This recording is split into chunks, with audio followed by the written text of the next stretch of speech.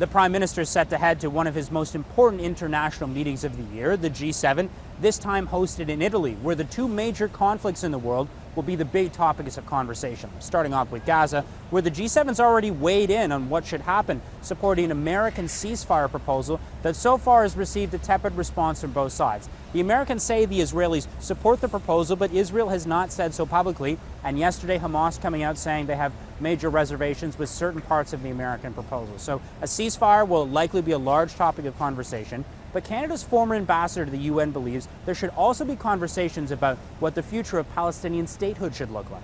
Does all the G7 believe in a two-state solution? How do we get from here to there? That would mean reconstruction of Gaza.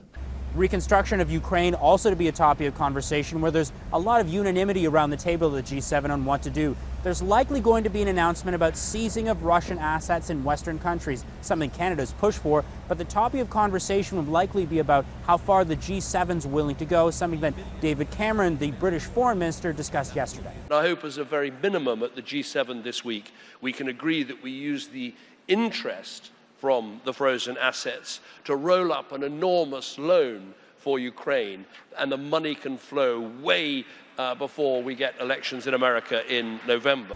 Conversations about migration, important topics for the European countries, and of course AI, something a lot of people are talking about, will also be a session. It will actually be hosted by the 87-year-old Pope. It'll be the first time the Pope ever attends a G7 session. Those ideas brought forward by Italy, the host country, and Canada will likely be thinking about what they want to talk about. Justin Trudeau will be hosting the G7 here in Canada next year. Location to be determined. Mackenzie Gray, Global News, Ottawa.